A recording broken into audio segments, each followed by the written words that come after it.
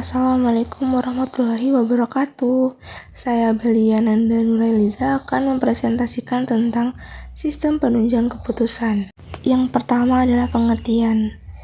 Model pengambilan keputusan menurut Herbert A. Simon adalah dimulai pada tahap penyelidikan, yaitu mempelajari lingkungan atas kondisi yang memerlukan keputusan.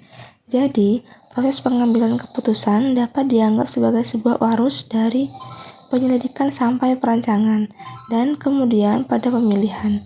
Tetapi, pada setiap tahap hasilnya mungkin dikembalikan ke tahap sebelumnya untuk dimulai lagi. Jadi, tahapan tersebut merupakan unsur-unsur sebuah proses berkesinambungan. Selanjutnya adalah konsep dasar pembuatan keputusan.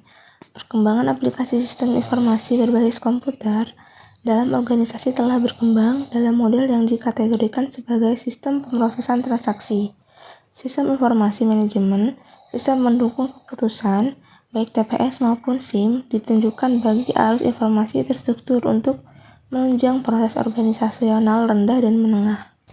Pengambilan keputusan. Faktor yang menggerakkan proses pengambilan keputusan dapat berupa ketidakpuasan atas keadaan saat itu atau imbalan yang diharapkan dari keadaan baru. Beberapa model mengambil keputusan lebih banyak menekan pada umpan balik hasil keputusan. Kedua model tersebut tidak saling bertentangan. Model Simon pada dasarnya mengatakan bahwa pelaksanaan adalah keputusan dan bahwa keputusan lain diperlukan untuk langkah selanjutnya. Model Simon ini lebih relevan bagi perancang sistem informasi manajemen. Selanjutnya adalah cara menggunakan informasi dari sistem penunjang keputusan. Yang pertama adalah laporan berkala dan khusus. Laporan berkala atau periode report, yaitu laporan yang dibuat menurut jadwal tertentu. Contohnya adalah analisis penjualan terhadap pelanggan per bulan, dan laporan khusus atau special report, yaitu laporan yang dibuat ketika suatu yang tidak seperti biasanya terjadi. Contohnya laporan mengenal kecelakaan. Yang kedua adalah laporan lengkap dan ringkas. Laporan lengkap atau detail report yaitu laporan yang memberikan spesifikasi mengenai setiap tindakan atau transaksi dan baris yang mewakili tindakan atau transaksi. Disebut pada baris lengkap atau detail lain, sedangkan laporan ringkas atau summary report yaitu laporan yang menyertakan baris yang mewakili beberapa tindakan atau transaksi. Selanjutnya adalah model sistem penunjang keputusan.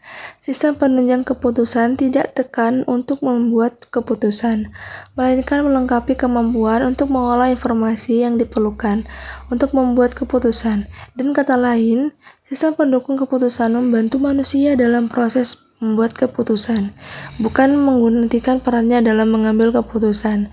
Masalah sering sekali muncul dalam kehidupan manusia. Setiap permasalahan tidak akan berhenti sendiri tanpa disertai solusi untuk menyelesaikan. Masalah sering kali terjadi komunitas-komunitas baik, komunitas kecil maupun komunitas besar. Selanjutnya adalah pendekatan sistem dalam menunjang keputusan. Yang pertama ada mengenali kontroversi, yang kedua ada menimbang klaim alternatif, yang ketiga ada membentuk penelitian. Struktur masalah dalam perusahaan. Masalah terstruktur terdiri dari elemen-elemen dan hubungan-hubungan antar elemen yang semuanya dipahami oleh pemecah masalah.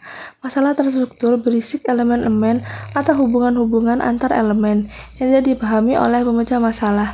Sebenarnya, dalam suatu organisasi sangat sedikit permasalahan yang sepenuhnya terstruktur atau sepenuhnya tidak terstruktur.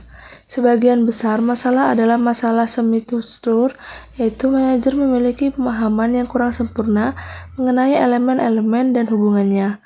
Masalah semi-terstruktur adalah masalah yang berisi sebagai elemen atau hubungan yang dimengerti oleh pemecah masalah. Selanjutnya tahap pemecah masalah. Yang pertama ada usaha persiapan, yaitu mempersiapkan manajer untuk memecahkan masalah dengan menyediakan orientasi sistem. Yang kedua ada usaha definisi, adalah mencakup mengidentifikasi masalah untuk dipecahkan dan kemudian memahaminya. Yang ketiga ada usaha solusi, mencakup mengidentifikasi sebagai solusi alternatif, mengevaluasinya, memilih salah satu yang tampak terbaik, menerapkan solusi untuk dan membuat tidak lanjutnya untuk meyakinkan bahwa masalah itu terpecahkan.